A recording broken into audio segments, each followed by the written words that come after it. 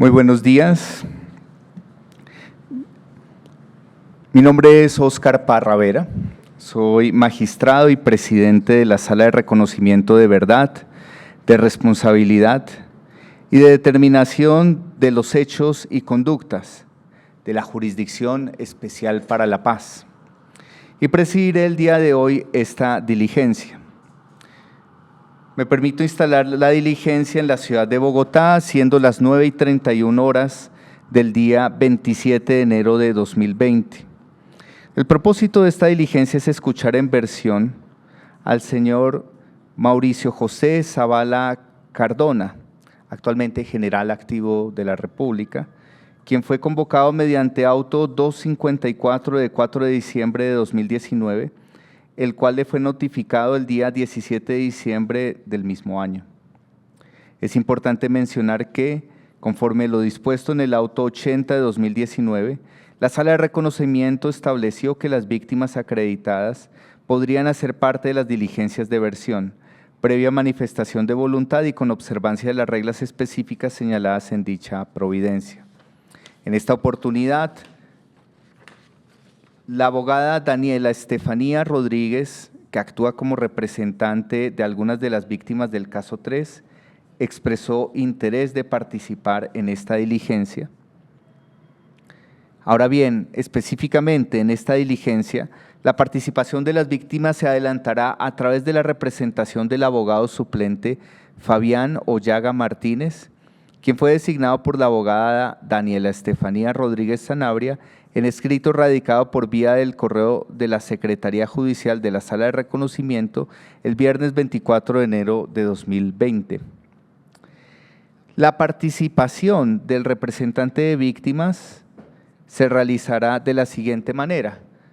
La versión avanzará con una serie de preguntas, inquietudes y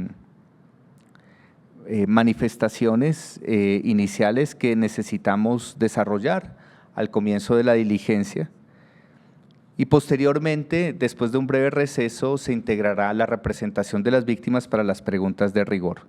En todo caso, la representación de las víctimas está en una sala espejo que tenemos aquí mismo en la Jurisdicción Especial para la Paz y podrá seguir el avance de este diálogo inicial en la diligencia. Hechas las aclaraciones precedentes y con el fin de dar continuidad a la diligencia, se advierte a los asistentes que esta sesión será grabada y posteriormente trasladada a las víctimas. Se advierte a los asistentes que antes de iniciar con la sesión y para efectos del registro, procederemos con la presentación de quienes acuden a esta diligencia. General Zavala, por favor, infórmenos su nombre completo y número de cédula. Honorable magistrado, muy buenos días para usted y todos los que nos acompañan. Yo soy el brigadier general en servicio activo Mauricio José Zavala Cardona.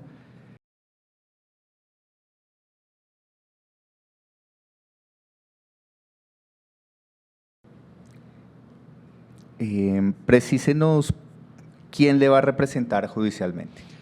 Para los efectos de esta citación, me va a representar en este único caso el doctor Capacho, que se encuentra aquí a mi derecha. Abogado, proceda por favor a identificarse. Buenos días, su señoría y a los demás asistentes. Le habla el abogado Pedro Capacho Pavón, identificado con…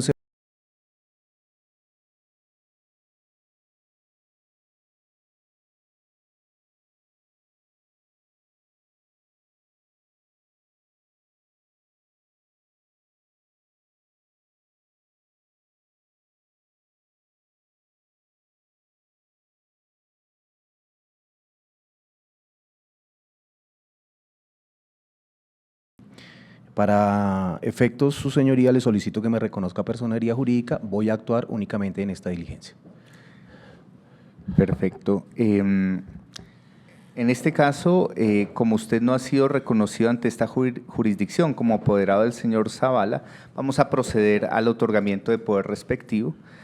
General Zavala Cardona, usted le otorga poder al profesional en derecho aquí presente para que lo represente en este proceso de acuerdo con lo consagrado en el artículo 77 del Código General del Proceso. Sí, señor magistrado. Abogado, ¿acepta usted el poder conferido por el señor Zavala Cardona? Sí acepto el poder, señoría. Se reconoce personería jurídica al abogado presente para actuar como defensor de confianza del general Mauricio José Zavala Cardona en el marco del caso 3 de la Sala de Reconocimiento de Verdad y Responsabilidad. Se concede el turno de la palabra a la delegación de la Procuraduría para su identificación. Buenos días, señor magistrado. Buenos días, señor general. Buenos días a su representante, a todos los presentes en esta sala y en la sala alterna por parte del Ministerio Público, Andrea Natalie Bermúdez Sánchez, Procuradora Judicial con función de intervención ante la JEP. Muchas gracias. General Zavala, a continuación voy a hacer una breve precisión sobre la finalidad de la Jurisdicción Especial para la Paz y del procedimiento ante la Sala de Reconocimiento. General Zavala, según lo dispuesto en el Acto Legislativo 1 de 2017, la Jurisdicción Especial para la Paz tiene como objetivo satisfacer el derecho de las víctimas a la justicia, ofrecer verdad a la sociedad colombiana, proteger los derechos de las víctimas, contribuir al logro de una paz estable y duradera y adoptar decisiones que otorguen plena seguridad jurídica a quienes participaron de manera directa o indirecta en el conflicto armado interno, haciendo énfasis en medidas restaurativas y reparadoras. En este marco y conforme a lo indicado por el artículo 27 de la Ley 1922 de 2018, el procedimiento ante esta sala busca promover la construcción dialógica de la verdad, propendiendo por la armonización y sanación individual, colectiva y territorial, y promover la construcción de acuerdos aplicando criterios de razonabilidad y proporcionalidad. Voy a pasar a explicar las razones que motivaron el llamado a rendir versión en esta diligencia. General Zavala, usted comparece hoy en el marco del caso 3 de 2018 de la Sala de Reconocimiento por hechos definidos por la Fiscalía General de la Nación como muertes ilegítimamente presentadas como bajas en combate. De acuerdo con el literal E del artículo 79 de la Ley Estatutaria 1957 de 2019, relativo a las funciones de la Sala de Reconocimiento, cuando una persona hubiere sido comprometida en un informe o declaración de reconocimiento, la Sala la notificará para darle la oportunidad de rendir voluntariamente su versión de los hechos. Al rendirla, la persona podrá hacer un reconocimiento de verdad y responsabilidad, o negar los hechos, o aducir que carecen de relación con el conflicto. Pues bien, por la información que ha copiado la Sala hasta el momento, se ha logrado establecer que en su caso, General Zavala, usted fungió como oficial de operaciones y de inteligencia entre los años 2003 y 2005 en el Batallón de Artillería número 2, La Popa, tiempo durante el cual se presentaron hechos constitutivos de muertes ilegítimamente presentadas en combate, a los que hace referencia el informe Y volveremos a cantar, con los aires de la paz y el anhelo de justicia, entregado a la Sala de Reconocimiento por el Comité de Solidaridad con los Presos Políticos y el colectivo de abogados José Alvear Restrepo a finales de junio de 2019. Por estas razones, ha sido usted llamado a ser escuchado en versión. Paso a precisar la competencia de la Sala de Reconocimiento para llamar a versión a miembros y exmiembros de las fuerzas militares no sometidos a la Jurisdicción Especial para la Paz. El inciso primero del artículo transitorio 21 del Acto Legislativo 1 de 2017 dispone que, en virtud del carácter inescindible de la Jurisdicción Especial para la Paz, en relación con los miembros de la fuerza pública que hubieran realizado conductas punibles por causa, con ocasión o en relación directa o indirecta con el conflicto armado, el tratamiento será simétrico en algunos aspectos, diferenciado en otros, pero siempre equitativo, equilibrado y simultáneo. A su turno, el artículo 63 de la Ley Estatutaria 1957 de 2019, al regular la competencia de la jurisdicción por el factor personal, señaló que el funcionamiento de la JEP es inescindible y se aplicará de manera simultánea e integral a todos los que participaron directa o indirectamente en el conflicto armado. La JEP también se aplicará respecto de los agentes del Estado que hubieran cometido delitos por causa, con ocasión o en relación directa o indirecta con el conflicto armado. Aplicación que se hará de forma diferenciada, otorgando un tratamiento equitativo, equilibrado, simultáneo y simétrico. En dicho tratamiento deberá tenerse en cuenta la calidad de garante de derechos por parte del Estado. Respecto a agentes del Estado no integrantes de la fuerza pública, la competencia de la Jurisdicción Especial para la Paz únicamente comprenderá a quienes hayan manifestado voluntariamente su intención de someterse a la JEP. En el mismo sentido, el parágrafo del artículo 11 de la Ley 1922 de 2018 consagra la competencia exclusiva y prevalente de la Jurisdicción Especial para la Paz para conocer de las conductas delictivas cometidas por causa, con ocasión o en relación directa o indirecta con el conflicto armado por agentes del Estado no integrantes de la fuerza pública y terceros civiles que se hayan sometido voluntariamente a esta. Conforme lo ha interpretado la sección de apelación del Tribunal para la Paz, los miembros de la fuerza pública responsables de crímenes cometidos por causa, con ocasión o en relación directa o indirecta con el conflicto armado no internacional, deben presentarse ante el sistema de forma obligatoria. Sobre el particular, la sección ha señalado que su sometimiento obligatorio es constitucionalmente admisible. Teniendo en cuenta lo anterior, aquellos miembros de la fuerza pública respecto de quienes la Sala haya recibido información en torno a su posible involucramiento en crímenes cometidos por causa, con ocasión o en relación directa o indirecta con el conflicto armado no internacional, y no hayan comparecido a la jurisdicción a suscribir acta de compromiso, como es el caso del general Zavala Cardona, pueden ser llamados por la Sala de Reconocimiento en aras de cumplir los objetivos que le han sido encomendados, entre los que se encuentran el esclarecimiento de la verdad plena y exhaustiva de lo sucedido y la garantía de los derechos de las víctimas. Dicho lo anterior, vamos a iniciar con una serie de preguntas de identificación y datos generales. En primer lugar, vamos a preguntarle algunos datos personales. General Zavala, ¿a usted lo han conocido con otros nombres dentro o fuera del Ejército? No, honorable magistrado. ¿Pertenece o se autoidentifica como miembro de un grupo étnico? No, señor. ¿Cuál es su lugar y fecha de nacimiento?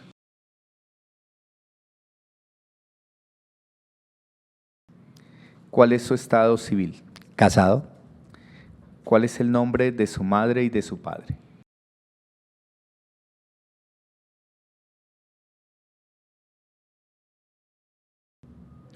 ¿Cuál es su nivel de estudios? Universitario.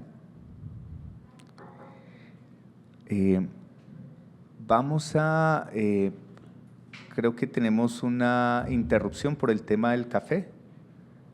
Entonces voy a hacer una breve pausa, siendo las 9:44 de la mañana, se suspende la diligencia de versión del general Mauricio José Zavala.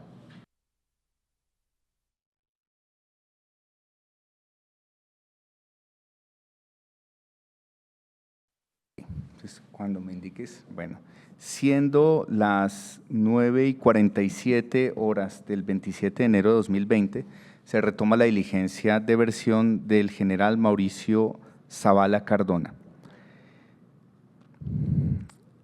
Estamos apenas en el inicio de la diligencia con algunas preguntas globales sobre su situación personal y generales de ley. Queremos preguntarle si usted ha sido o tiene conocimiento o que quisiera expresar sobre investigaciones que haya, de las cuales haya sido objeto en el pasado en relación con hechos constitutivos de muertes ilegítimamente presentadas como bajas en combate. O sea, ¿hasta qué punto llegaron esas indagaciones? Si le puedo hacer una explicación global a la sala. Honorable magistrado y los asistentes. Yo soy, como lo decía anteriormente, el brigadier general Mauricio José Zavala Cardona. Llevo 33 años, casi 34 años ya de vida militar. Vengo a comparecer como ciudadano colombiano, como oficial y como servidor público de manera obligatoria, como anteriormente usted nos lo recordaba al inicio de la audiencia. Y yo reconozco a la Justicia Especial para la Paz como nuestro juez natural en el desarrollo de todas las actividades que se presentaron durante los 50 años de conflicto en nuestro país. Ante los hechos por los cuales fui citado aquí, la única verdad que tengo es que soy totalmente inocente y que a partir de esos 16 años que han transcurrido los hechos, jamás he sido llamado ni a versión libre, ni a indagatoria, ni no tengo ninguna investigación por los hechos por los cuales he sido citado en este momento a la Justicia Especial para la Paz. Ante eso, me reservo mi derecho a guardar silencio, ya que no tengo que ver absolutamente nada y como lo dije anteriormente y lo repito, durante estos 16 años jamás he sido llamado por ningún ente de control y de investigación del Estado colombiano por estos hechos por los cuales he sido citado a la Justicia Especial para la Paz.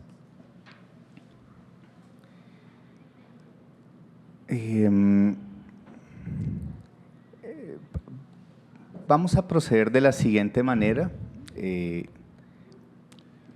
Yo quiero a continuación explicarle brevemente en qué consiste esta versión, esta diligencia de versión, para que quede absolutamente claro el alcance, sentido de lo que usted nos está manifestando hoy respecto a guardar silencio, que obviamente es su derecho, uno de sus derechos constitucionales.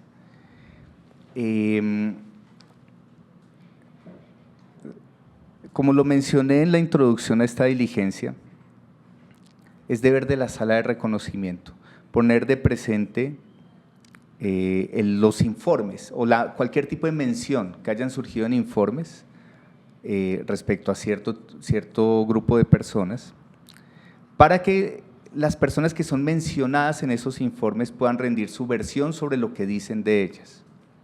Entendemos entonces que nos está manifestando su derecho a guardar silencio, pero necesitamos identificar con mayor precisión cualquier tipo de consideración que usted tenga sobre ese informe. ¿Nosotros qué hacemos? Nosotros estamos en una serie de diligencias que se denominan de contrastación. Esta es una sala de reconocimiento, es una sala no adversarial. Entonces, recibimos informes, llamamos a versiones, contrastamos lo que nos dicen los informes con lo que nos dicen las víctimas y a partir de eso determinamos hechos. Y a partir de eso emitimos resoluciones de conclusiones. Entonces yo solo quería que usted tuviera presente que esta es ante todo una oportunidad para usted, para precisar cualquier elemento que corresponda sobre lo manifestado por las víctimas. Si su deseo es que no continuemos más con la versión en el sentido de desarrollar ese derecho suyo de guardar silencio en todo momento en lo que estime pertinente, pues procederemos de esa manera. Pero yo quiero precisarle que ante todo esta es una diligencia que constituye una oportunidad para la persona que ha sido mencionada en esos informes. Entonces quiero que eso esté absolutamente claro en términos de debido proceso.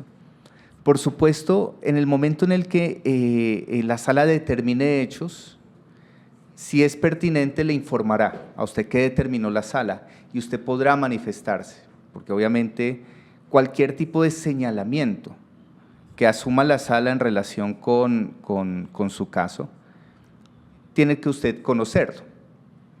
Y si hay diligencias que impactan en cualquiera de sus derechos, también tendrá que conocerlo. Entonces quería precisar esos elementos generales. Yo quisiera entonces le voy a dar la palabra a la delegación de la Procuraduría. Como las víctimas presentaron un informe en el que ustedes mencionado, también vamos a darle la palabra, a darle paso a las víctimas a esta diligencia para que puedan hacer una breve manifestación en torno a lo que usted nos acaba de mencionar. Pero entonces yo quisiera darle una última ronda. Vamos a proceder entonces a la entrada de la representación de las víctimas para que se ubiquen aquí. Y a continuación, lo que yo quisiera es que nos precisara un poco qué alcance quiere darle a lo que nos acaba de manifestar sobre su derecho a guardar silencio. Si la defensa estima pertinente hacer algún tipo de manifestación, puede hacerlo en estos momentos. Después le daré la palabra a la delegación de la Procuraduría y después le daré la palabra a la representación de las víctimas. Y después haremos un breve receso para estimar cómo procedemos. Entonces, General Zavala, tiene usted la palabra. Honorable magistrado, como lo dije anteriormente, durante los 16 años, habiendo leído juiciosamente el informe por el cual me citan aquí, durante estos 16 años, a pesar de que han sido investigadas esas conductas por la Fiscalía General de la Nación, y hay algunas condenas que están en firme y que el mismo informe lo manifiesta, de algunos oficiales, algunos suboficiales y algunos soldados que pertenecieron al batallón La Popa, mientras que yo fungí como ejecutivo y segundo comandante de la unidad, jamás he sido vinculado a ninguna investigación penal o disciplinaria al respecto de esas muertes que están siendo cuestionadas y que están siendo objeto de verificación por parte de la Justicia Especial para la Paz. Además de eso, vuelvo y reitero que, como lo decía anteriormente, esta es una sala de reconocimiento y yo lo que estoy reconocimiento es que soy inocente de absolutamente todo lo que en el informe están tratando de manifestar por el solo hecho de que yo pertenecía a una unidad táctica. No tengo absolutamente nada que ver con esas conductas que están tratando de indilgarme ahí. Consulto a la defensa del general Zavala si quiere hacer algún tipo de manifestación. Gracias, su señoría. No, reiterar que el señor general quiere ejercer su derecho constitucional a guardar silencio. En su momento se presentarán la contradicción del informe y las evidencias para refutar las afirmaciones que ahí se señalan. Por otra parte, creo que no es más. Ok. Vamos a darle la palabra a la delegación de la Procuraduría y a la delegación de las víctimas para algunas breves manifestaciones. Luego hacemos un breve receso y después haré una última intervención para precisar lo pertinente. Procuraduría. Gracias, señor magistrado. Pues efectivamente la Procuraduría, en ejercicio de la función que constitucionalmente le ha sido asignada en el marco de la Jurisdicción Especial para la Paz, tiene una doble función, y es, por un lado, garantizar que se cumpla el ordenamiento jurídico y, por otro lado, garantizar también, en particular, los derechos de las víctimas indeterminadas. En ejercicio de ese doble rol, pues digamos, me permito como hacer la siguiente manifestación. Tal y como lo avisoró el señor magistrado, este caso general es particular porque se trata de un llamamiento en virtud de lo que se ha dicho en los informes y de lo que se ha dicho por otros comparecientes. ¿Y qué hace? Pues que la comparecencia, más no el sometimiento, pero que la comparecencia sea de carácter obligatorio. Pero también estamos en una primerísima etapa que representa un proceso dialógico, y en ese proceso dialógico lo que ha realizado la sala es básicamente, especialmente atendiendo, digamos, al rango que usted tenía en el momento de los hechos que se investigan en el marco de la Popa, es indagar también por situaciones en el contexto, en el marco operacional y en desarrollo de ese diálogo, indagar por no solamente en punto de su responsabilidad, que entiendo perfectamente justamente en ejercicio del derecho a guardar silencio, que es clarísimo el ejercicio legítimo que pueda hacer de él, sino también sobre otros asuntos generales. En ese marco, pues digamos, pongo a su disposición claramente no está obligado, ni más faltaba, a dar respuesta a preguntas que indaguen sobre su responsabilidad individual, y pues también simplemente poner a su consideración, y si es el deseo de la sala, en punto del principio dialógico, si es posible indagar sobre circunstancias de contexto, no de su responsabilidad individual, que fueran necesarias para la sala indagar atendiendo a la función que ejercía en ese momento, y solamente, pues digamos, en ese marco ponerlo a consideración tanto del señor compareciente como de la sala, si ve que ello es posible, sin vulnerar, por supuesto, el derecho que tiene a guardar silencio con respecto a aquellas preguntas que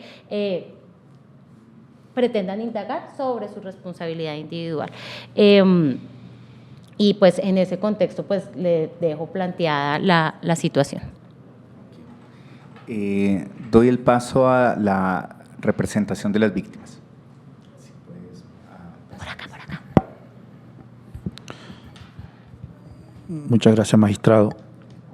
Efectivamente, reiterando la intervención de la Procuraduría, en el sentido que, como lo ha dicho el magistrado al inicio de la diligencia, estas son unas audiencias preliminares que en el ejercicio de la construcción dialógica de la verdad, lo que se persigue es que todos los actores que hayan de una u otra forma intervenido o tenido conocimiento de los hechos materia de investigación puedan aportar desde su realidad la verdad de manera colectiva.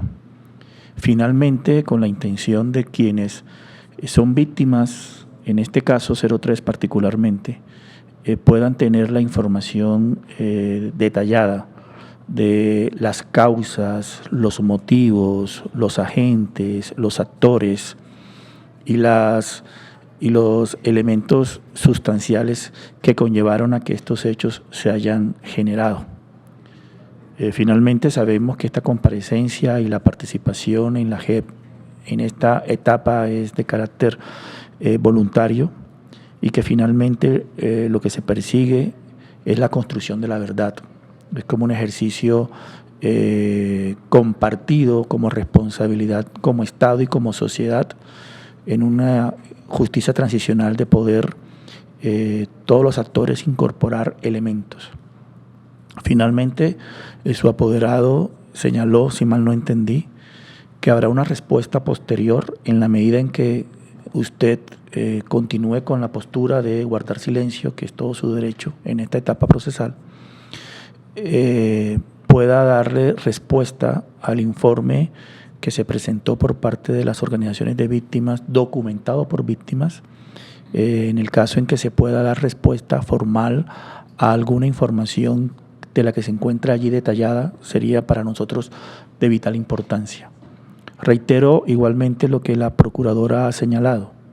Podría eventualmente en esta audiencia, respetando esa posición que usted esboza de guardar la verdad, de no autoincriminarse, de no asumir responsabilidades, la de poder generar un espacio en el que la magistratura y los aquí presentes podamos hacer preguntas de contexto que permitan dilucidar algunas situaciones particulares que conllevaron eventualmente a la comisión de ciertos hechos en la unidad militar a la cual usted participó. Situaciones de contexto que tendrían que ver más con la política operacional, con la información que podría eventualmente dar en relación con la estrategia militar, en relación con las órdenes de mando, en relación con algunos otros temas que no necesariamente involucran su responsabilidad, sino guardando, obviamente, si el concepto no es técnico, las directrices operacionales que pudiesen eventualmente conllevar a que estas situaciones se pudiesen haber presentado. Finalmente, la complejidad del conflicto, la diferencia de los actores, la disimilitud de situaciones que se han presentado y la gravedad de los hechos que en este caso 03 investiga requiere realmente el concurso y la participación de todos los actores que de una u otra forma tuvieron conocimiento de manera directa o indirecta en los hechos. Para nosotros, como representantes de víctimas y para las víctimas en su conjunto, es importante que una persona de su jerarquía y de su mando aporte a la verdad bajo ese contexto inicialmente y posteriormente, si a bien lo tuviera, poder brindar información más profunda en relación a lo que usted eventualmente pudo haber tenido conocimiento sobre políticas y directrices y orientaciones militares o políticas que se pudieron haber dado en su unidad militar o a nivel nacional, que hubiesen podido llevar a que estos hechos que se investigan hubiesen podido dar. Respetamos su posición, la comprendemos, sabemos de su honor militar y finalmente también esperaríamos anhelantes que se dé respuesta a nuestro informe, como su abogado lo manifestó en la intervención. Muchas gracias. Muchísimas gracias. Entonces, siendo las 10:05 de la mañana, se suspende la diligencia de versión del general Mauricio José Zavala. Les vamos a pedir 10 minutos. Si finalizamos antes, les avisamos y haré unas manifestaciones últimas al respecto. Pero sí, por favor, adelante y en 10 minutos nos reunimos.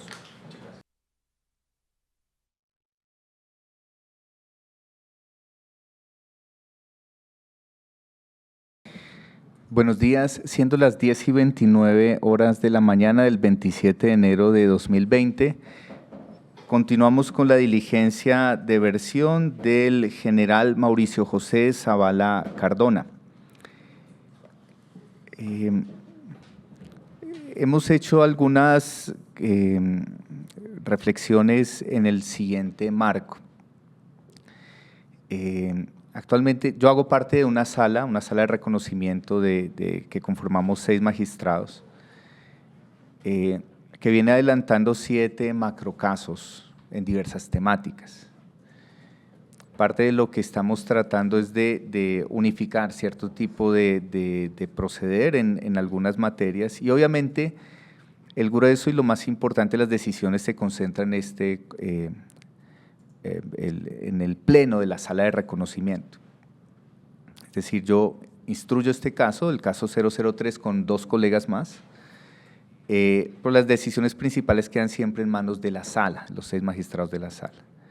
Analizando el tipo de proceder que hemos desarrollado hasta el momento en los diversos casos, lo que hemos verificado es la pertinencia vamos a continuar con la diligencia. Usted tiene el derecho en el marco de lo que ha expresado, guardar silencio en lo que estime pertinente, pero para la sala es relevante hacerle una serie de preguntas. Insisto, usted me irá precisando frente a cada una de esas preguntas y lo puede consultar con su abogado cuáles quiere contestar, cuáles no quiere contestar, pero este es el momento procesal para aclarar su versión sobre los hechos contenidos en el informe.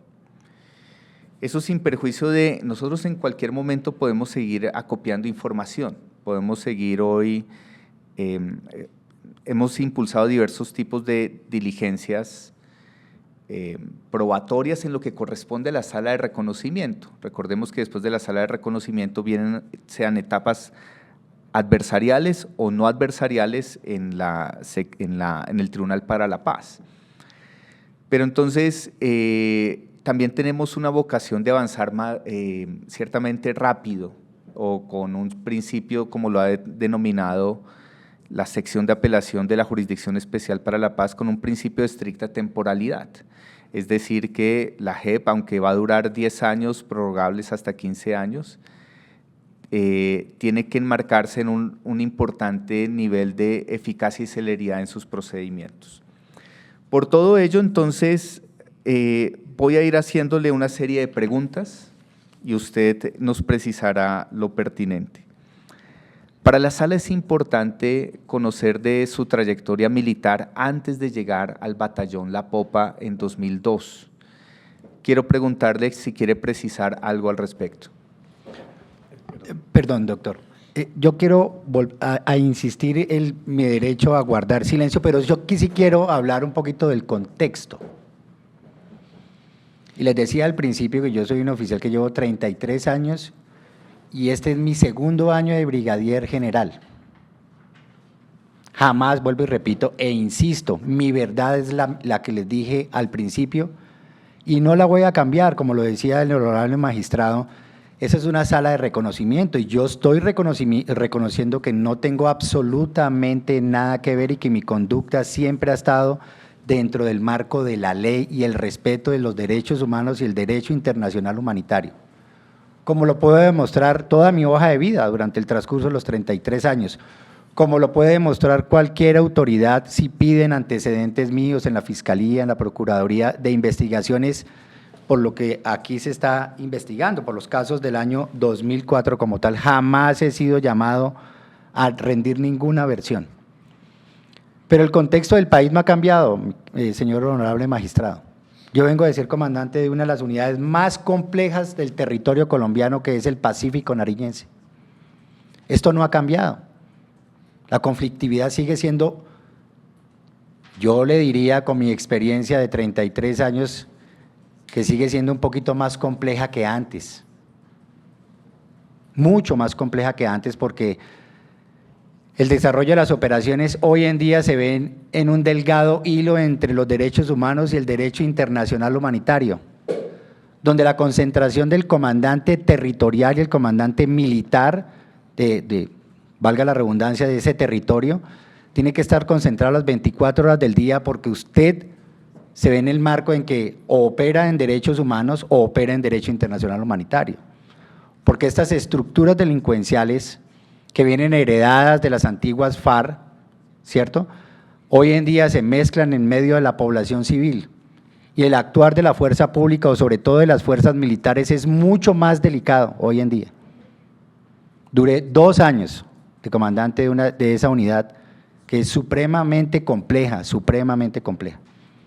Y ese actuar ahí demuestra lo que he sido durante los 33 años, una persona transparente, que siempre le ha exigido las políticas de respeto de los derechos humanos y el derecho internacional humanitario a todos los hombres que han estado bajo mi responsabilidad.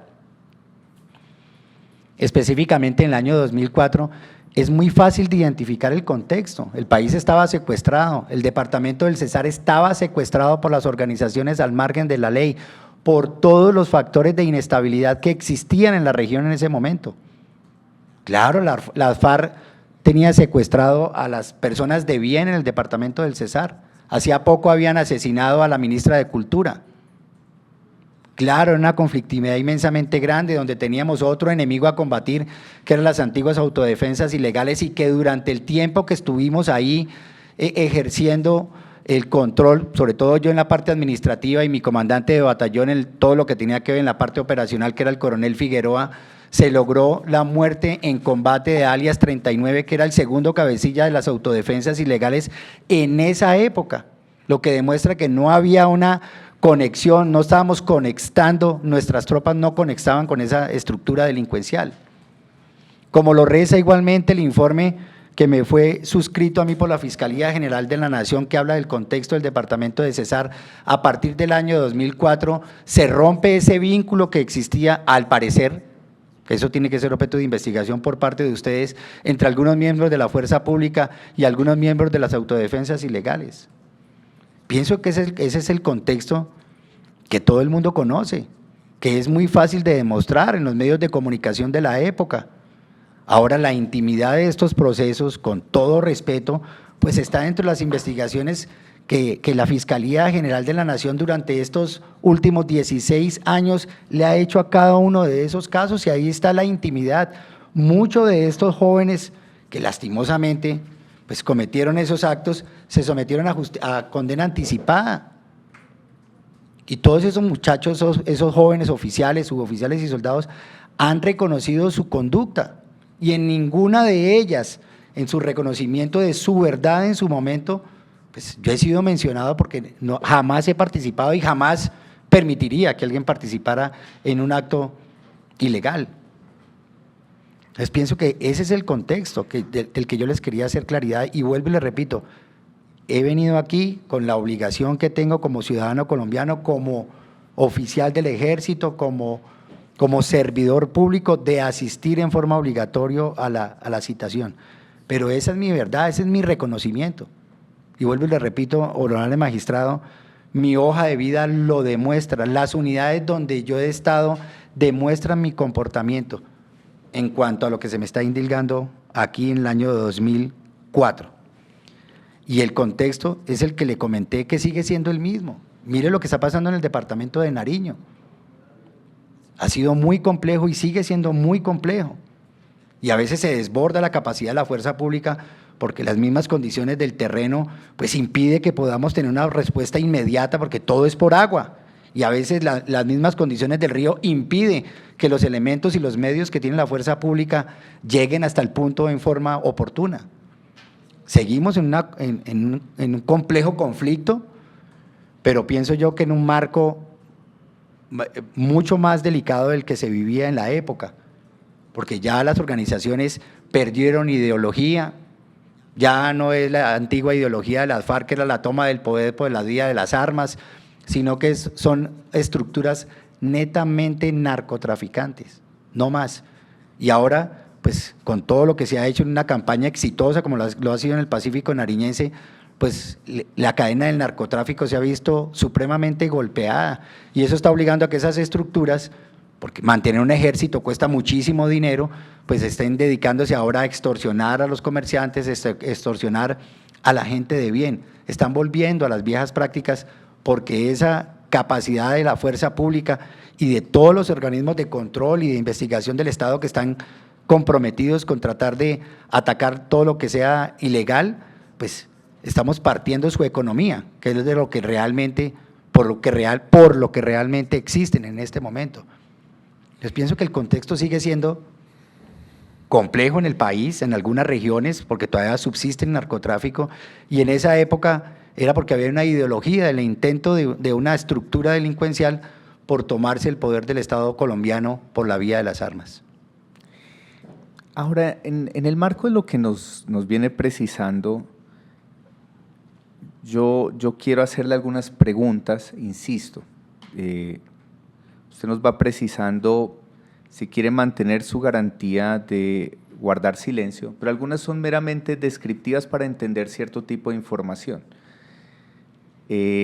Por ejemplo, la primera de esas preguntas está relacionada con establecer en qué momento llega usted al Batallón La Popa y en qué momento usted termina su paso por el Batallón La Popa. No sé si eso quiera precisarlo el día de hoy. Sí, inclusive yo lo tengo aquí documentado en una certificación que entrega el Ejército Nacional. Yo salí trasladado el 1 de julio del año 2003. Por eso igualmente aquí hay unos hechos que yo digo, por Dios, aquí hay dos hechos del 2404 del 2003. Es el primero, persona sin identificar, vereda Yerascará del municipio de Codazzi. 26, enero, febrero, marzo, abril, mayo, de mayo del 2003, tres occisos. O sea, son hechos que yo ni siquiera había llegado a la unidad táctica. O sea, el informe tiene algunas inconsistencias delicadas, porque me están indicando conductas de hechos que yo ni siquiera había llegado a la unidad táctica. Llegué el 1 de julio del año 2003 y salí el 30 de octubre del año 2004. Pero físicamente yo no llegué sino a principios del mes de agosto del año 2003, porque en el mes de julio, como consta en mi folio de vida, como consta en documentos en el comando del ejército, salí a disfrutar de 30 días de vacaciones. Sí, como usted lo acaba de precisar, este es el tipo de información muy útil en el marco de esta versión. Nosotros hemos hecho solicitudes de diversa índole en el marco de las cuales hemos tratado de acopiar información, hojas de vida, etcétera, pero en algunos casos ha sido difícil acceder a cierto tipo de información. Por eso entonces voy a seguir con algunas de las preguntas genéricas que nos pueden permitir avanzar en esclarecimiento de algunas situaciones, pero entonces, insisto, en cada momento usted puede precisar o consultar a su abogado si desea o no desea contestar. Para nosotros también es importante conocer quiénes conformaban la plana mayor del batallón La Popa mientras usted estuvo en el batallón La Popa. Usted estuvo con 2 comandantes distintos del batallón La Popa. Para nosotros es importante saber quiénes conformaban la plana mayor en determinado momento y quiénes en otro momento. Pues en los últimos 3 meses del año 2003, el comandante del batallón era el coronel Mejía Gutiérrez Hernán. El segundo comandante del batallón era el mayor Gómez Naranjo. En el informe está, inclusive hay unos errores también en el informe porque me indica que yo era el oficial de operaciones y yo fungí como oficial de operaciones 30 días en el batallón Nueva Granada, no más. El resto del tiempo estuve en la parte administrativa como intendente local, como lo pueden demostrar documentos, actas y demás, que los últimos 4 meses del año fungí fue como intendente local, no como oficial de operaciones ni oficial de inteligencia, como el honorable magistrado al principio lo decía, jamás fui oficial de inteligencia de ese batallón. No, Y en el segundo año, en el año 2004, todo el tiempo fue el comandante del batallón, como lo reza también el informe, el señor teniente coronel Figueroa Suárez Juan Carlos.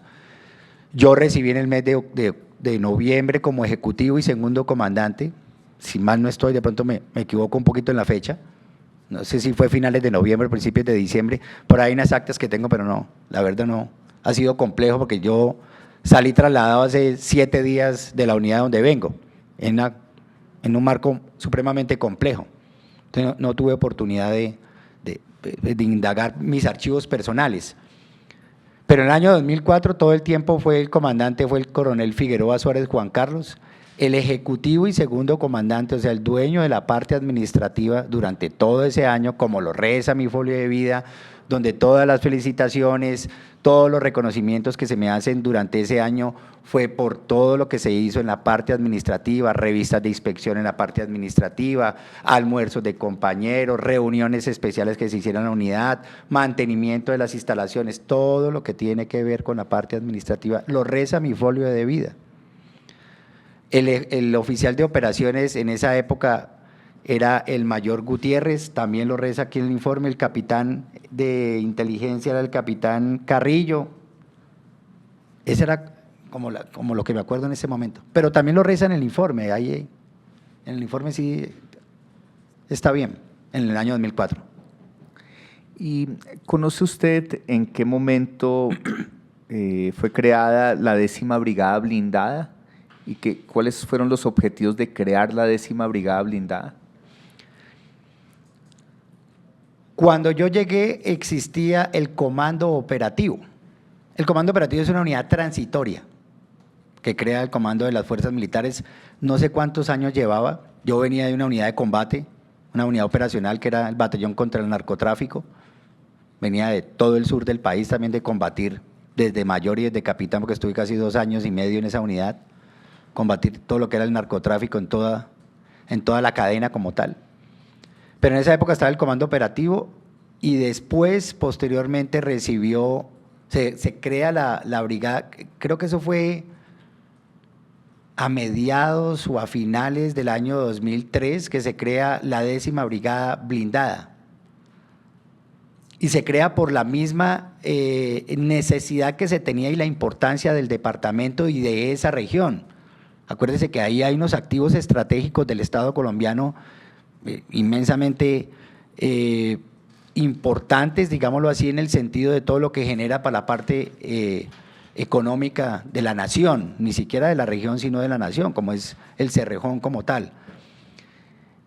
Porque en el resto del territorio de lo que era la antigua brigada territorial, pues existía una conflictividad inmensamente grande también al otro lado de la cordillera, al otro lado de lo que era, se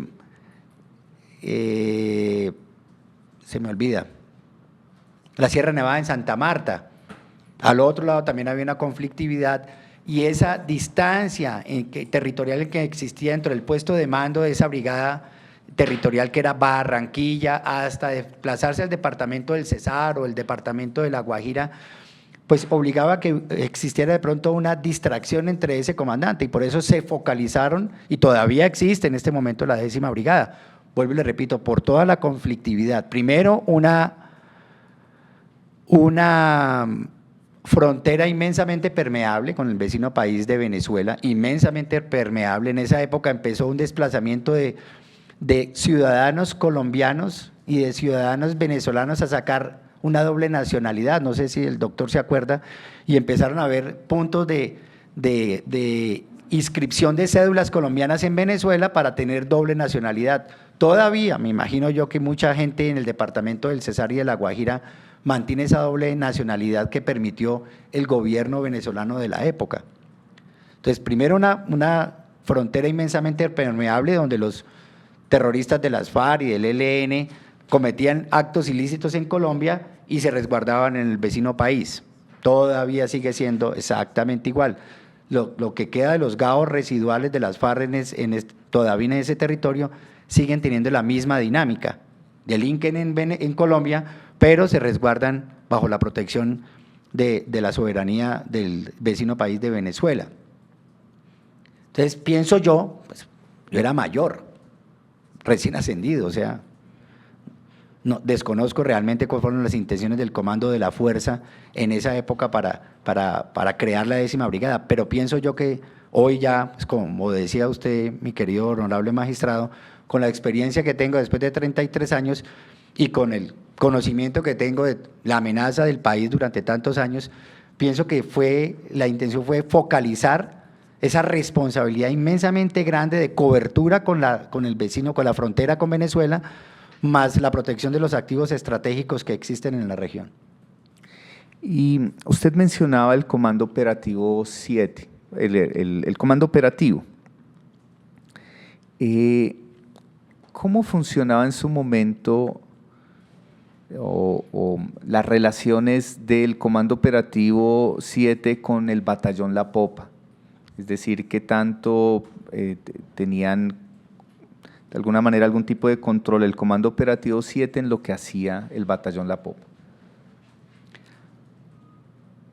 Pues el mismo que tenía yo de la unidad que vengo. Yo tenía una unidad agregada operacionalmente que era el Batallón de Selva número 53. Operacionalmente. Todas esas unidades transitorias tienen una responsabilidad en el mando operacional, en el control operacional, en el diseño también de las campañas como tal. Me imagino yo que igualmente el Batallón La Popa y todas las unidades que cubrían en ese momento el comando operativo, si mal no estoy, era el Batallón de La Guajira, el Batallón de Infantería, no me acuerdo en ese momento el nombre, más el Grupo Mecanizado Rondón también de La Guajira, más el Batallón La Popa, más el Batallón Los Guajiros, que estuvo en una época agregado operacionalmente, más el Gaula Cesar, más el Batallón Energético Vial número 1, más el Batallón Energético Vial número 2, pues correspondían a esa estructura, ¿no? Y en particular, quiero preguntarle si usted, que en esa época era mayor, si participaba de alguna manera en reuniones con miembros del Comando Operativo 7. El Batallón La Popa en esa época era una unidad sui generis, no existía en lo que existe en este momento, que eran los centros administrativos y contables. Hoy en día esos centros administrativos y contables absorben todo lo que es la parte administrativa, de las unidades territoriales. Ahí se concentra todo lo que son los contratos, todo lo que son adquisiciones, todo, absolutamente todo el planeamiento logístico para el normal desempeño de una unidad, compra de víveres, repuestos, enseres, todo lo que se requiere. En esa época que yo estaba, lo ejercía era yo. O sea, yo era el centralizador del batallón La Popa, del Gaula, en una época del batallón Los Guajiros, después sale segregado a otra región de la brigada, de la división, del Gaula Militar, del batallón energético y vial número 1 y del batallón energético vial número 2, más las derogaciones o las delegaciones económicas que le llegaban del comando del ejército al comando operativo. Ellos también tenían unas partidas funcionales y yo era el que se planeaba por intermedio de sus solicitudes todo lo que era el tema de contratación. O sea que yo, el 99.9% se me iba en el planeamiento, en la ejecución administrativa, porque eran dineros. Me acuerdo yo que en los procesos contractuales que jamás había hecho yo en mi vida, y jamás me había enfrentado a eso, era se me olvidó, eso se llama a un proceso contractual de mayor cuantía, una licitación, creo que así que se llama, ya hace mucho tiempo no estoy en la parte administrativa, que para eso conté, gracias a mi Dios, con la gran fortaleza de la Contraloría General de la Nación, y cada uno de todo lo que se hizo en el proceso contractual, siempre tuve un veedor de la Contraloría. En paz descanse la doctora Carmen, que hacía parte de la Contraloría en ese momento, siempre acompañó todos esos procesos precontractuales y contractuales que se ejecutaron. Claro, entonces para eso tenía que ver con el comando operativo. ¿Con quién? Con el oficial de logística del comando operativo, que era mi relación, con todos los oficiales o suboficiales de logística de esas unidades. En el marco de sus funciones, ¿qué relación tenía usted con la parte operacional del batallón La Popa en esa época? Suministro, todo lo que tenía que ver con suministro de material, abastecimientos de clase 1, o sea, todo lo que tiene que ver con comida, abastecimientos de clase 2 que son combustibles, todo lo que tenía que ver con el desarrollo de las necesidades de las unidades de primera línea. ¿En algún momento estuvo usted a cargo del pago de recompensas? No, coronel magistrado, yo no tenía nada que ver con el pago de recompensas, eso era directamente el comando del batallón con el oficial de inteligencia. Se llaman gastos reservados. Inclusive todavía se maneja así, honorable magistrado. Yo en la unidad de que vengo de liderar, era el oficial de inteligencia con el segundo comandante en esta época ya, porque ya yo tengo una unidad a nivel brigada, casi que a división por el tamaño, más el suscrito era quien firmaba las actas de pagos de recompensas. Y ahora, en el marco de sus funciones, en algún momento en el batallón La Popa, ¿usted estuvo en encargo? Es decir, asumir en encargo el batallón. Claro, por supuesto, estuve creo que en 2 oportunidades, inclusive en el folio de vida mío está escrito el reconocimiento que hace el comandante del batallón durante el tiempo que fungí como ejecutivo y segundo comandante. No me acuerdo los periodos, creo que fue uno por 10 días, el otro por 15 días. No me acuerdo realmente, pero fueron en 2 ocasiones nomás. Y perdón, quiero también hacer la acotación, ¿no? En ninguno de esos eventos durante el tiempo que yo fungí como comandante existe ningún cuestionamiento dentro del informe. Sí, nosotros en el marco de esta diligencia de versión vamos a proceder a ponerle de presente unas versiones de otros comparecientes que hemos recibido que mencionan algunos hechos. Hay menciones que es pertinente que usted las conozca y las valore después. O sea, no las vamos a retomar el día de hoy para que usted conozca esas versiones con más detalle, haciendo alusión a hechos puntuales. En una de ellas se hace alusión a un momento en el que usted estaba en encargo, pero insisto, necesitamos que usted vea a profundidad esa versión para que pueda manifestarse sobre ella. Pero en términos de estas preguntas más generales, queremos preguntarle ¿cómo operaban esos encargos? Es decir, ¿quién establecía de alguna manera el alcance de cómo iba a desarrollarse su encargo? ¿Era el comandante en particular en ese momento? Y queremos saber si usted estuvo en encargos con el coronel Mejía y si estuvo en encargos con el coronel Figueroa, o si fue solamente con el coronel Figueroa o solamente con el coronel Mejía. No, siempre estuve en encargos con el señor coronel Figueroa. Y el competente, para terminar la pregunta, el competente del nombramiento como comandante encargado es la unidad inmediatamente superior.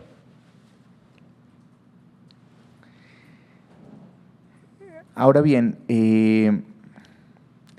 muchas de estas preguntas se las estoy haciendo, estamos también haciendo unas verificaciones, nosotros hicimos una solicitud de su hoja de vida, nosotros hemos hecho varias solicitudes al Ministerio de Defensa y a las diversas dependencias encargadas de esta documentación. En el caso suyo, entendemos que no nos ha llegado todavía la hoja de vida y por eso tenemos estas complejidades y por eso si tuviéramos alguna dificultad adicional, no sé si usted cuenta con una copia específica de toda su historial que precise fechas con más claridad. Quería preguntarle si eso está si usted cuenta con ese documento suyo de su trayectoria específica con especial concreción de fechas, sería muy valioso que lo pudiera aportar a esta sala, porque nos permite aclarar muchos de los temas que estamos preguntando. Ahora bien, doctor, sí. Perdón, qué pena que le interrumpa. Yo tengo aquí una copia del folio de vida de ese año 2004 y tengo esto, pero lo tengo rayado aquí por detrás. No sé si le sirve una fotocopia, pero aquí certifica las fechas en las unidades en que yo he estado durante todo el tiempo que he estado en la fuerza. Perfecto, ahorita en un receso vamos a tomar copia, lo vamos a poner de presente para los y las intervinientes y por eso entonces eso nos va a permitir precisar algunos temas. Eventualmente es posible que después de esta diligencia tengamos más preguntas, podemos eventualmente citarlo nuevamente o hacérselas por escrito, pero voy a seguir con algunas preguntas generales. Insisto y ratifico lo que he dicho previamente. Se ha hecho una manifestación del interés en guardar silencio, entonces en cualquier momento, cuando usted estime pertinente que no quiera contestar una de las preguntas, lo puede precisar o consultarlo con su abogado. Vamos a seguir con estos temas generales. En algún momento vamos a darle la palabra brevemente a la Procuraduría, a la representación de las víctimas y operará la misma dinámica. Usted puede guardar silencio en lo que estime pertinente. Y queremos seguir profundizando en su paso por el batallón La Popa. Precísenos cuántas unidades conformaban el batallón La Popa a su llegada a esa unidad militar. Doctor, normalmente las unidades están conformadas por 5 baterías, se llaman así, ¿no? O compañías en otras unidades. En artillería se llaman baterías, de la A a la E, más una batería de instrucción, o sea, 6 unidades. Y ¿recuerda usted en particular cómo funcionaban en esos momentos los grupos especiales dentro del batallón La Popa? En esa época, no solamente en el batallón La Popa, sino en todas las unidades del país, se habían hecho unos entrenamientos diferenciales. Hoy en día esas estructuras ya no son de tamaño pelotón, lo digo, vuelvo y le repito, lo mismo que está sucediendo hoy en día. Yo tenía una unidad especial que es una fuerza de despliegue rápido, que tienen los soldados, todos son soldados profesionales, tienen unas capacidades especiales en su entrenamiento, especiales digo yo es que tienen condiciones de desarrollar operaciones en el día, en la noche, capacidad de efectuar operaciones de asalto aéreo en el día o en la noche, que no la tienen otros soldados del país. Esta unidad de la que yo vengo es una unidad que es o que se utiliza en áreas donde las condiciones son muy complejas en el país. Esa unidad donde vengo tiene un batallón que tiene unas capacidades diferenciales a los otros 3. Yo tenía 4 batallones orgánicos.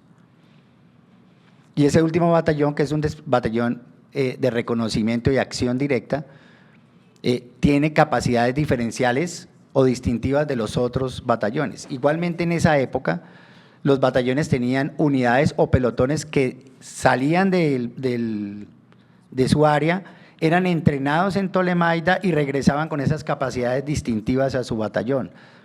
En el batallón cuando yo llegué existían 2 unidades con esas capacidades, o sea, 2 pelotones. ¿Cuáles eran? Creo que uno se llamaba Trueno y el otro, eran los indicativos de radio, pero ellos pertenecían a una batería, pero el indicativo de radio creo que era Trueno y el otro, no me acuerdo.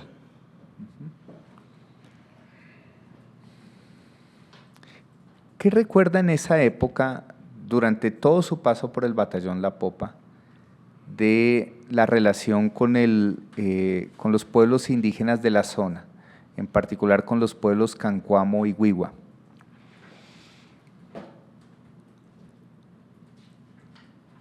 Sigue siendo igualmente, vuelvo y repito porque esto no ha cambiado, sigue siendo una relación compleja.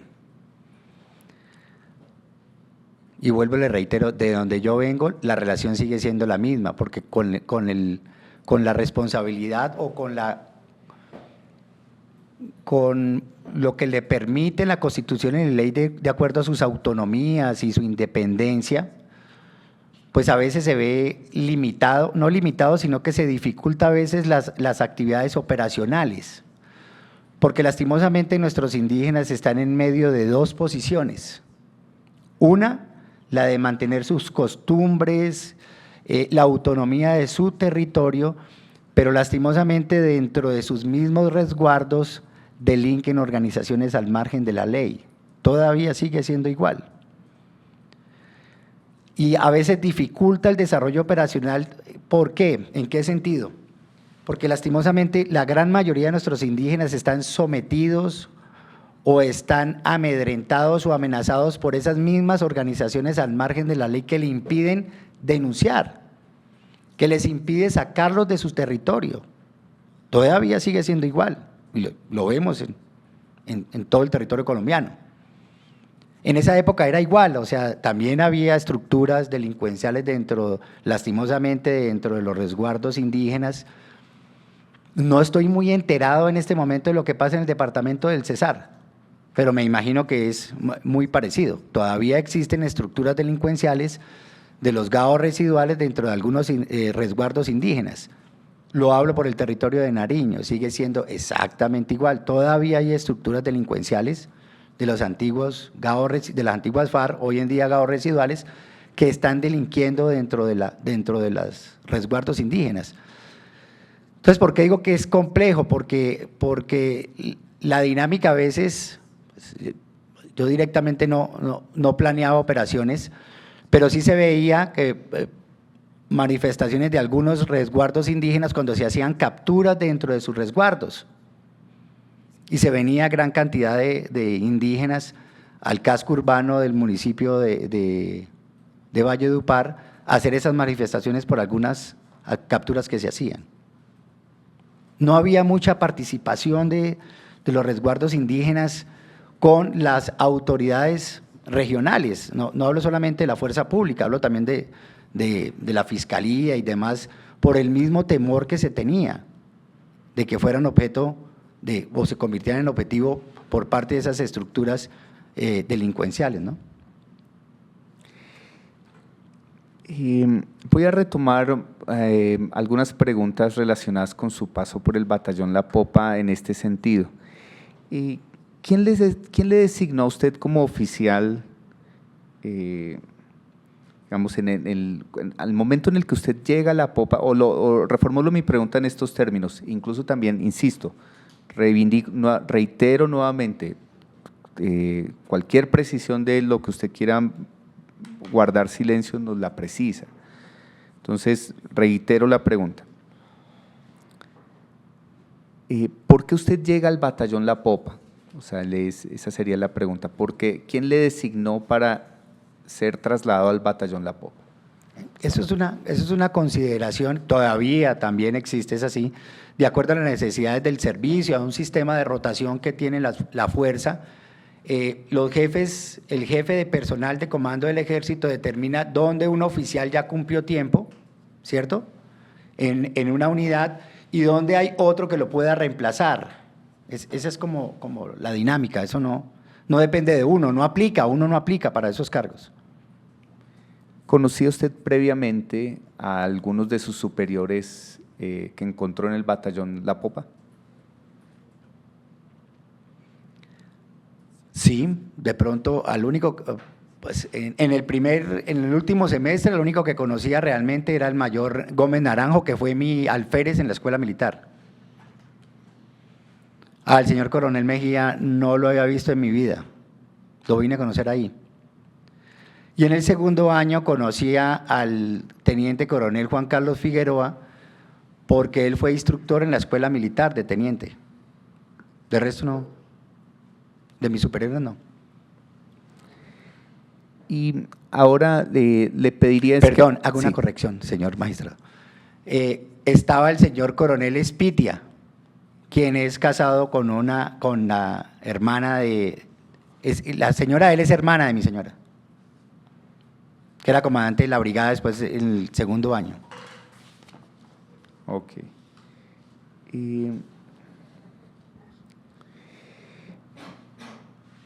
Voy a hacerle una pregunta sobre el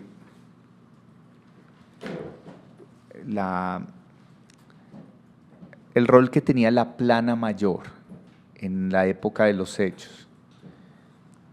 De acuerdo con el manual de plana mayor EJC 3.116.1, pero insisto, también para nosotros es importante verificar cuál era el manual de plana mayor que operaba en esa época. O sea, en ese sentido, estas versiones lo que buscan es también identificar información que eventualmente pudieran fortalecer el trabajo de la sala de reconocimiento en esa materia. Pero por lo menos el manual de plana mayor en EJC 3.116.1 señala que, comillas, a medida que el comandante recibe nuevas informaciones durante su proceso militar de toma de decisiones, decide qué se puede hacer con ellas. Cuando se le ordena una nueva misión o se enfrenta a una nueva situación, analiza, con la ayuda de su plana mayor, aquellos factores que afecten sus posibles cursos de acción. Luego de recibir todo el asesoramiento y considerar todos los factores, él solo es quien decide el curso de acción. Aquí queremos preguntarle por su rol como miembro de plana mayor. Y aquí es importante precisar en qué momentos durante su permanencia en el batallón La Popa usted hizo parte de la plana mayor. Entonces, comienzo por esa pregunta y después le haría otra. Yo fui ejecutivo y segundo comandante del batallón La Popa y como tal fungía como miembro de esa plana mayor. Y cada uno, como lo dice el reglamento, cada uno de los miembros de la plana mayor aporta inquietudes o recomendaciones dentro de su campo de responsabilidad, el de inteligencia, en un planeamiento que se hace inicialmente antes del desarrollo de la campaña en cada uno de los años. Se hace un plan táctico por parte del comandante y cada uno aporta un informe, eso se llama, o en esa época se llamaba anexos. Anexo del de personal y hace un análisis de cómo está la unidad en el tema de personal para el cumplimiento de la misión a inicio de cada año. Segundo, el de inteligencia, cómo está el contexto de enemigo cantidad de hombres, en qué parte delinquen, cómo era la forma de delinquir.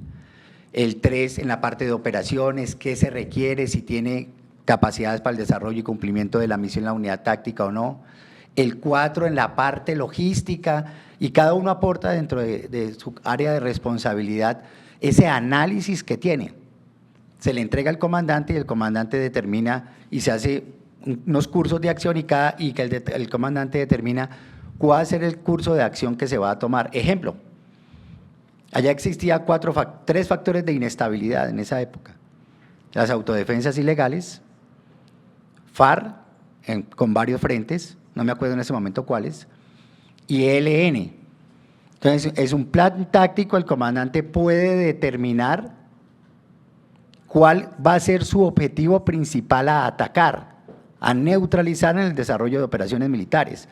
Porque también había otros factores de inestabilidad, el tema de la migración, el tema de contrabando, el tema de extorsiones que también sucedían, había unas bandas que se dedicaban a la extorsión, o sea, había varios factores de inestabilidad.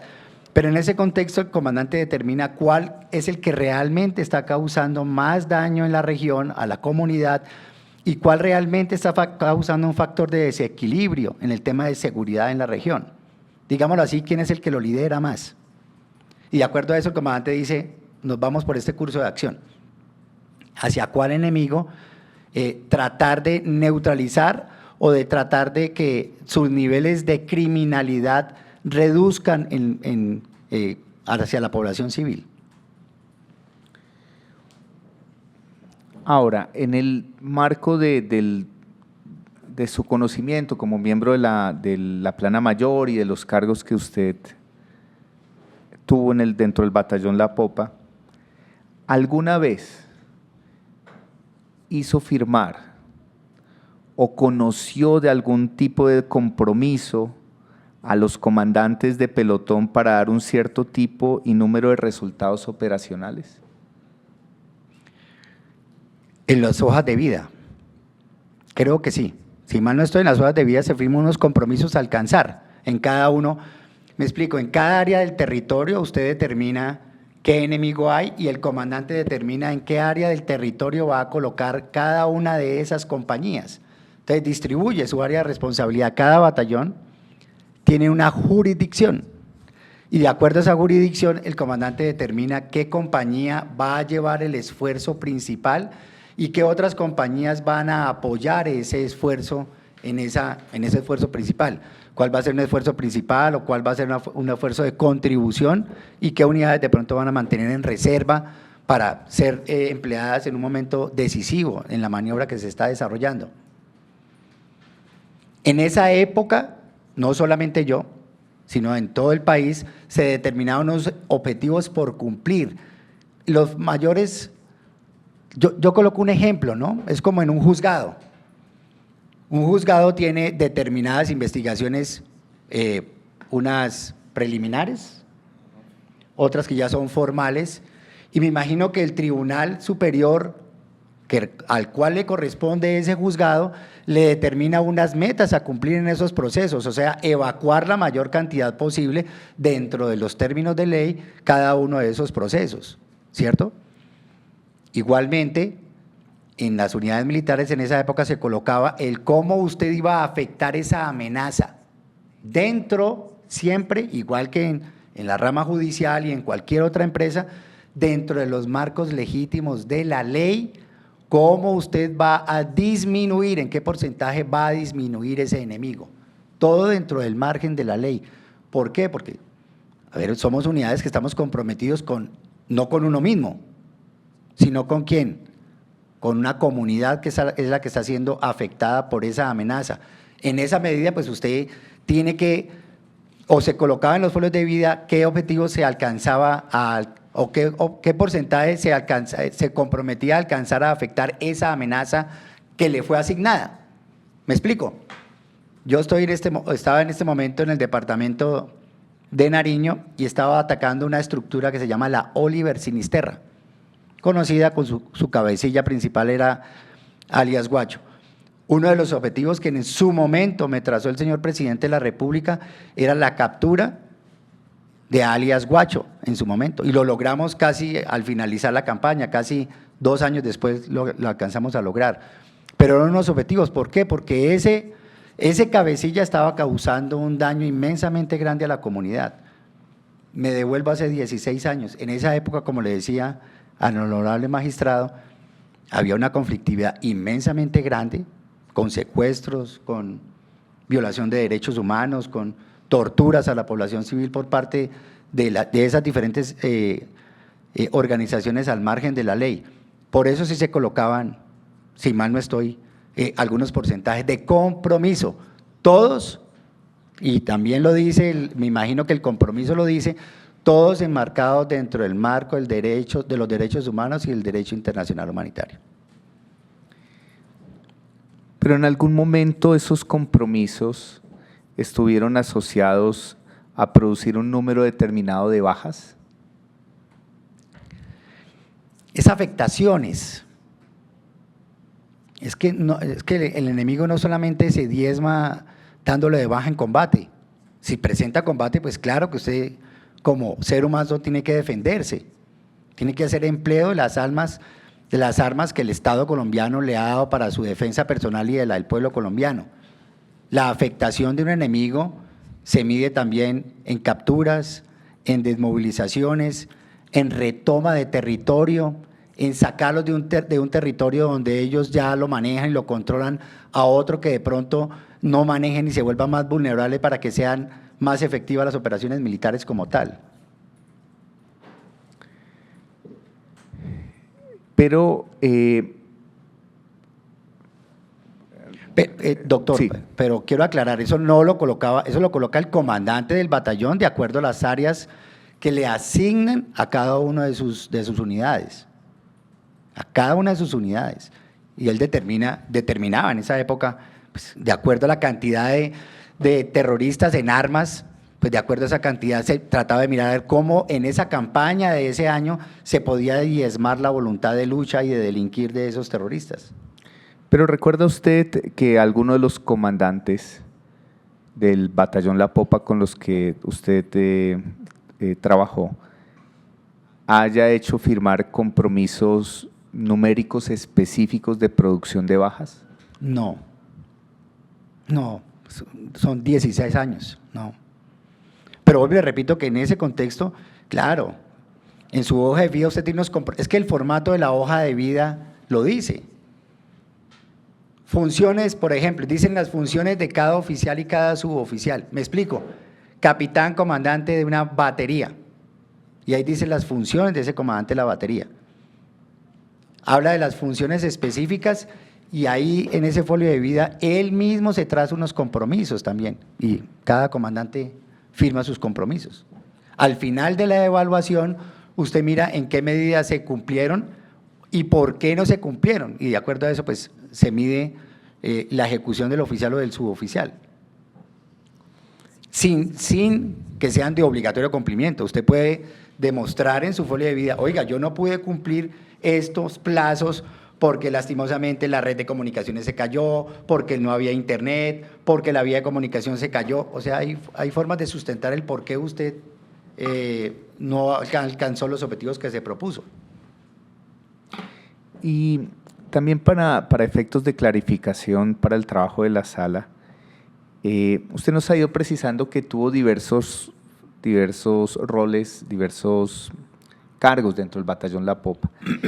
Lo que quisiera es que a manera, ya algunos temas nos los ha precisado, pero si pudiera sintetizar, ¿cómo ejercía las funciones de cada cargo usted en la práctica? Digamos, es tanto de cuando llega al batallón La Popa, el primer cargo que ejerce, ¿cómo daba las instrucciones, cómo interactuaba tanto con sus superiores como con sus subordinados?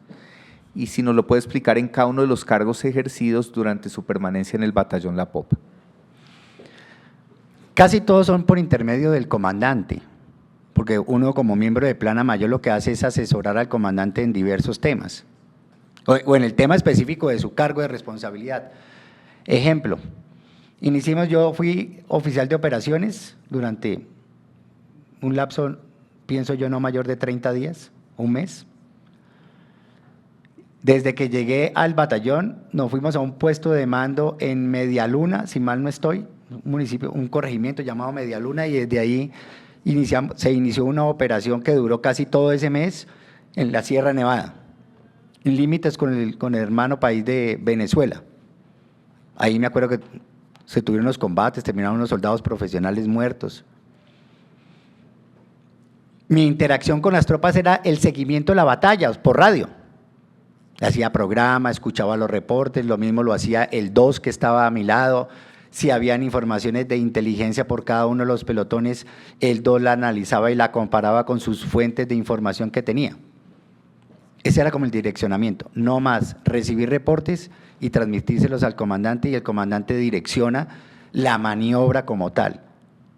El jefe de una dependencia en la plana mayor no toma decisiones, no tiene mando directo, es un asesor. En mi segundo año, pues mi rol fue de ejecutivo de la unidad, jefe de la parte administrativa. Mi medio de comunicación con las unidades era ninguno. Escasamente cuando iba yo cada 15 días a abastecer, las unidades que se podían abastecer por tierra, yo personalmente iba a saludar a la gente y hacía los pagos correspondientes a los soldados. A cada uno le cancelaba su sueldo. En esa época a los soldados profesionales se les consignaba una plata en su cuenta y el resto, de acuerdo a la solicitud de ellos, se les llevaba al área de operaciones una delegación para cumplir útiles de aseo y demás. O sea, yo llevaba botas, llevaba camuflado, llevaba equipos de campaña para hacer como reposición a los hombres que les hacía falta en el área. Y esa era como mi dinámica en relación con el contacto directo con las unidades. De resto es por intermedio del comandante todo.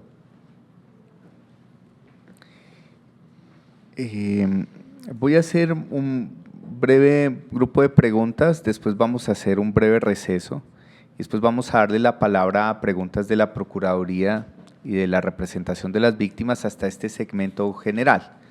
Pero no sé si quieren hacer alguna manifestación. Sí. Su señoría, pues como evidenció, mi representado está guardando silencio. Obviamente, pues no considero que se le deba seguir haciendo preguntas hasta que él conozca las versiones que hay para efectos de que él pueda por lo menos contribuir a la verdad. Nuestra intención es esa. Me gustaría, su señoría, con el mayor respeto, que le pusieran de presente las versiones y que si quieren otra oportunidad, mi representado analiza las versiones y les puede colaborar en relación con esas versiones para darle mayor claridad al despacho. No sé si usted esté de acuerdo. Yo he permitido que le hagan algunas preguntas porque son temas de contexto a nivel general, pero hay algunas preguntas que si las viéramos desde el punto de vista defensivo parecieran autoincriminatorias. No obstante, yo estoy tranquilo porque mi representado no dirigía las operaciones salvo el tiempo que mencionó y eso está documentado, entonces eso no es algo que se pueda desconocer o ocultar. Y su actuación fue legal, pero yo sí le ruego el favor que por lo menos concretemos esos temas de las preguntas que usted va a hacer y le respetemos el derecho a guardar silencio hasta tanto, por lo menos él conozca esas versiones y pueda ejercer su derecho de defensa debidamente informado. Doctor, qué pena. Sí. Yo tenía conocimiento, de acuerdo a lo que, no sé si de pronto lo malinterpreté, mis pocos conocimientos de derecho de pronto me hayan dado para malinterpretar. Pero si mal no estoy, en el auto que me citan, dice que la Justicia Especial para la Paz está obligada a entregar absolutamente todo lo que tiene que ver o donde usted haya sido referenciado. Pero ahora con lo que dice aquí el doctor, con gran sorpresa, me dice que hay algunas otras versiones en las cuales yo he sido mencionado. Y resulta que aquí en la citación solamente me habla del informe de la ONG. Sí, quiero entrar a precisar tanto algunas manifestaciones hechas por la defensa como algunas manifestaciones que ahora hace el general Zavala. Lo primero, sobre las preguntas que hemos hecho preguntas de carácter general de carácter, si se quiere, contextual, sin ningún tipo de vocación autoincriminatoria. Eso quiero dejarlo claro para los efectos pertinentes. ¿Qué hemos precisado? Que el momento para precisar lo que haya que precisar sobre el informe presentado por las víctimas es este momento. En segundo lugar, quiero precisar algunos elementos de la metodología de trabajo de la sala de reconocimiento que es importante para lo que plantea el general Zavala. Lo que estás analizando la sala de reconocimiento es un macrocaso, el macrocaso 3, denominado muertes ilegítimamente presentadas como bajas en combate. Lo que hemos resaltado es que todas las personas que hayan sido mencionadas en informes, todas las personas que hayan sido, que tengan algún tipo de vinculación dentro del caso, pueden acceder a cualquier componente del expediente. Entonces yo lo quiero precisar en esta versión en términos también de, este es el primer momento de diálogos con la jurisdicción. Es posible que la jurisdicción en el marco del direccionamiento del caso tenga diversos tipos de priorizaciones internas. En este momento nosotros hemos priorizado 6 territorios críticos. Bajo la idea, y eso es un auto que es público, nosotros comenzamos este caso señalando que el informe que nos entregó la Fiscalía hablaba de más de 2.000 hechos ocurridos por todo el país. Y teníamos en esos momentos algunos informes de las víctimas que hoy en día son 22, que tienen informes en muchos departamentos y territorios y con diversas temporalidades. Entonces, lo que hemos empezado es por algunos territorios críticos en algunas fechas. Lo que está previendo la sala es que y hasta el momento hemos versionado 200 personas. Yo coordino, soy el relator de este caso con otros 2 magistrados y tenemos el apoyo de 3 magistrados auxiliares para el desarrollo de las diligencias. Poco a poco estamos en los cruces de información. La pregunta que hace el general Zavala es muy pertinente. Nosotros hemos estimado, y es algo que está construyendo poco a poco la sala de reconocimiento, que hay un momento en el que tenemos que hacer de alguna manera público el tipo de contraste entre todo lo que estamos acopiando. Insisto, porque nosotros no estamos juzgando caso a caso ni personas individualmente consideradas. Estamos empezando tendríamos que juzgar en este macro caso cerca de 2.000 comparecientes que se han sometido voluntariamente a la JEP y un horizonte de hechos que puede ser entre 2.000 y 3.000. Entonces, poco a poco lo que está avanzando la sala. Frente al batallón La Popa, entonces se ha decidido dar un primer paso en el periodo comprendido entre 2002 y 2005. Entonces, habrá un momento en el que la sala precise entre 2002 y 2005 en el batallón La Popa, que involucran aproximadamente a 120 personas, 120 comparecientes ante la JEP, hemos identificado esto, hemos determinado hechos y conductas. Recuerden que esta sala se llama Sala de Reconocimiento de Verdad, Responsabilidad y de Determinación de Hechos y Conductas. Ese es un primer momento de puesta de presente en la lógica que plantea el general. Y ese momento esperamos que sea pronto, pero de alguna manera nosotros, digamos, el general Zavala sería como la 201, 202 personas que hemos escuchado. Y en todas las personas que hemos escuchado, el punto de partida ha sido los informes.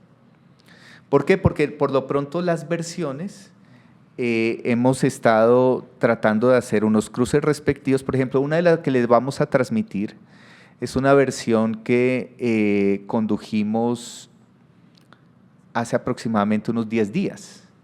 Es decir, que llegó en un momento posterior al traslado y convocatoria a esta diligencia. Por ejemplo, si la próxima semana versionamos a otra persona, trasladaremos lo pertinente. Pero también debo resaltar que la sala tiene un mandato de concentrarse en los hechos más graves y representativos frente a los máximos responsables y los partícipes determinantes. Por eso la sala tiene una discrecionalidad también para decir, nos vamos a concentrar en los partícipes determinantes que tienen cierto tipo de señalamientos, y la sala puede darle un curso de acción particular a otro tipo de señalamientos. ¿Por qué? Porque, como ustedes vieron en este documento, el informe en estos momentos que se les transmite abarca, probablemente se le transmitió el segmento relacionado con el batallón La Popa, pero está relacionado con toda la primera división y toda la 10ª Brigada Blindada, que no es solo el batallón La Popa, es también el Grupo Rondón, entre otros. Por eso, lo que quiero resaltar es que atendemos todas las consideraciones que se nos han hecho. Yo creo que en el marco también de lo que se ha precisado en esta diligencia, quiero entonces precisar el curso a seguir. Dado que se ha hecho este planteamiento sobre el derecho a guardar silencio, dado que estamos introduciendo estos temas de contexto, dado que la defensa manifestó que antes de que continúen las preguntas quiere conocer de estas versiones, creemos que un justo medio es dejar la versión del general Zavala hasta el día de hoy en el punto al que hemos llegado.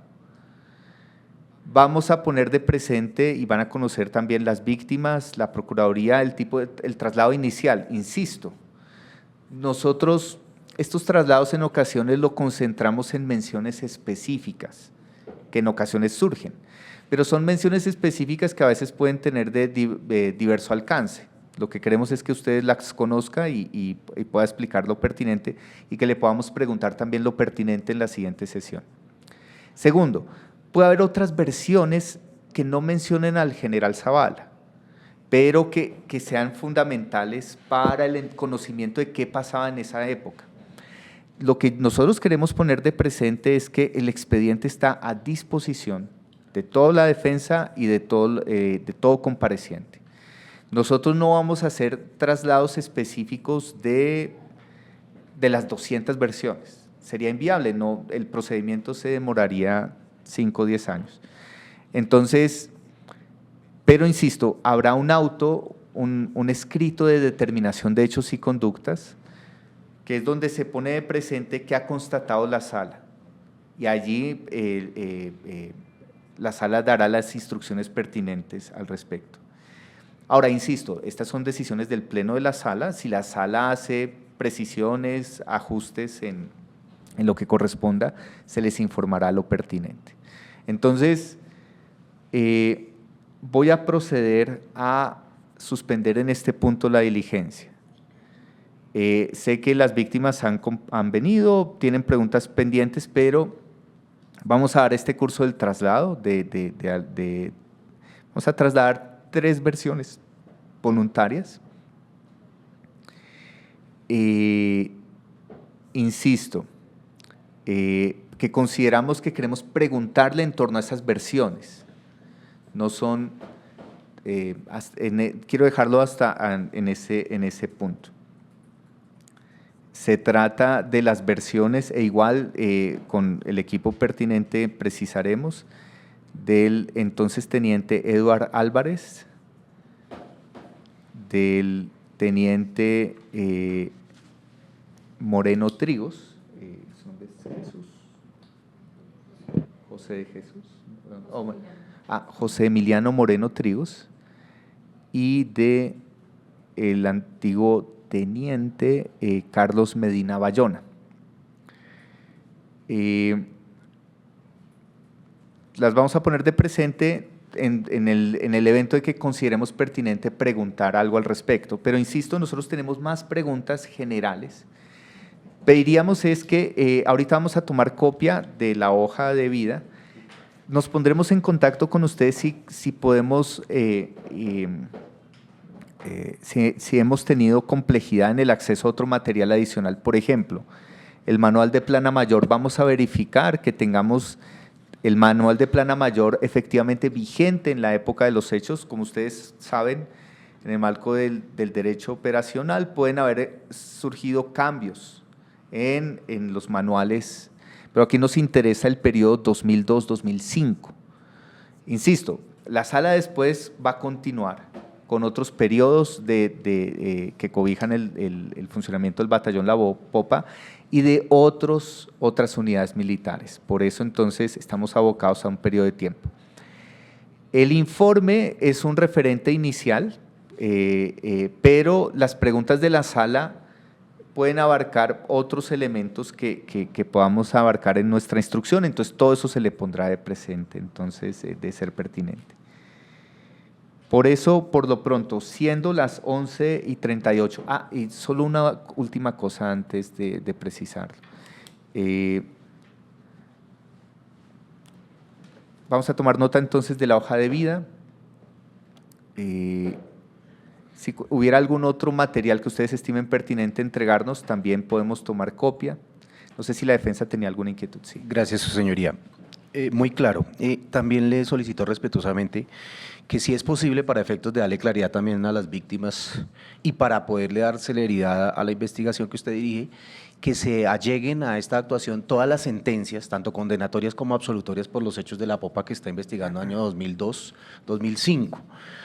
¿Por qué consideramos pertinente eso, su señoría? Porque es indispensable tener esas sentencias, porque en esos casos en la Fiscalía mi representado no fue vinculado y ahí hay un material probatorio y un insumo que daría mucha claridad frente a esos hechos, frente a esas conductas ilícitas y sobre todo frente a la inocencia de mi representado, porque rompería el contexto en relación a su responsabilidad y frente a esas sentencias pues mi cliente puede dar unas mayores explicaciones. Eso puede servirles de gran utilidad para no solamente contrastar las versiones que se han rendido, sino verificar qué ha ocurrido en la jurisdicción ordinaria, tanto en las sentencias condenatorias como las absolutorias, versus la responsabilidad de mi representado. Al respecto, voy a hacer una manifestación inicial porque quiero poner esta solicitud en conocimiento de los demás relatores del caso 3 y de la sala si es preciso. ¿Por qué razón? De alguna manera, la respuesta global sería, en efecto, todo eso está puesto a disposición de ustedes porque tienen pleno acceso al expediente. Es un expediente ciertamente voluminoso, que en estos momentos tiene la información de estas 200 personas y tiene entonces muchas piezas procesales relacionadas con estas personas. En relación con el batallón La Popa, en el periodo 2002-2005, hemos versionado aproximadamente 43, 44 personas. Entonces, lo que nosotros hemos insistido es que ustedes pueden acceder a cuanto material del expediente estimen pertinente, pero no estaría en nuestras manos como una precisión también de alguna manera de resaltarles elementos probatorios en particular, porque como ustedes entenderán, la sala está en esa evaluación de qué va a estimar pertinente, relevante para la instrucción. Entonces, el expediente está a disposición de ustedes, están invitados a verlo cuando estimen pertinente, están a disposición de ustedes todas las versiones voluntarias, nosotros estamos resaltando solo algunas frente a las cuales queremos preguntar, pero insisto, respecto al batallón La Popa, en el periodo 2002-2005 debemos tener aproximadamente 42, 43 versiones. Algunas son versiones de hasta 3 días, o sea que pueden ser de 24 horas o 20, 18 horas de duración. Y eso también es importante resaltarlo. Nosotros tenemos como referente la justicia ordinaria. Sin embargo, el objeto del caso ante la Jurisdicción Especial para la Paz es distinto. Nosotros, la Sala de Reconocimiento, no somos una instancia de revisión de lo que hizo la justicia ordinaria. Por supuesto, la justicia ordinaria ofrece insumos, pero nosotros estamos contrastando, la justicia ordinaria avanzó hasta cierto punto, hay comparecientes que han venido a decirnos, ante la justicia ordinaria dijimos esto, hoy ante la JEP decimos esta verdad. todo eso lo estamos contrastando, estamos analizando cada una de estas situaciones. Por eso, entonces, quiero ser enfático en que igual trasladaré a mis colegas la solicitud, pero por lo pronto resaltaría que nosotros tenemos un expediente en el marco de los cuales en cada uno de los diversos procesos hemos ido acopiando información. Sí queremos velar por el derecho a la defensa de todo compareciente y entendemos que muchos comparecientes jamás fueron involucrados en diversos procesos. Entonces, también entendemos que eso puede limitar el conocimiento que puedan tener de cierta información. Por eso, si queremos preguntar de alguna pieza procesal específica o de alguna manifestación específica, estamos poniéndolas de presente. Y por eso, entonces, resalto que en el acta obrarán las versiones voluntarias sobre las que queremos preguntar en la siguiente diligencia. Entonces, no sé si hay alguna pregunta. Sé que Ministerio Público, representación de las víctimas, hay preguntas, hay inquietudes. Vamos a dejarlo para el siguiente momento de versión. No sé si hay algún tipo de manifestación o inquietud. Sí, honorable magistrado. Sí quisiera entonces que quede también en el acta que quiero tener acceso y copia completa de todo el expediente que corresponde al batallón La Popa desde el año 2003 hasta el año 2005, porque igual como hay unas versiones que de pronto generan alguna importancia para la sala como tal, habrá otras versiones en que también sean importantes para mí en el tema de defensa, ¿no? Sí, como les decía, entonces el expediente está para acceso de ustedes. Obviamente, como es un expediente grande y voluminoso en su componente electrónico, entonces coordinaremos con la Secretaría Judicial los momentos, si son varios momentos para el acceso. Sin embargo, quiero también resaltar un tema. Para nosotros es importante que podamos desarrollar la continuación de esta versión voluntaria en un tiempo razonable. O sea, sabemos que si usted va a consultar todo el expediente en lo que corresponde a esa época, puede que le tome cierto tiempo de análisis, pero nosotros vamos a establecer una fecha que esperamos no pase de las próximas 2 semanas para la continuación de esta versión. Insisto, porque lo que queremos poner de presente por ahora para efectos de preguntas son las 3 versiones voluntarias que les mencionaba, y vamos a continuar con este tipo de preguntas que hemos venido haciendo. Entonces, lo que queremos ver es unos temas de agenda, de tiempos, y a más tardar el día de hoy o a más tardar mañana les estaremos consultando unas fechas. Ahorita al finalizar la sesión vamos a consultarle también unos temas de tiempos, tanto de defensa como del compareciente, para tratar de identificar algún momento que pueda ser pronto y que pueda permitirnos continuar. Entonces, siendo las 11:46 de la mañana del lunes 27 de enero de 2020, se suspende la diligencia de versión del compareciente señor Brigadier General Mauricio José Zavala Cardona. Muchas gracias.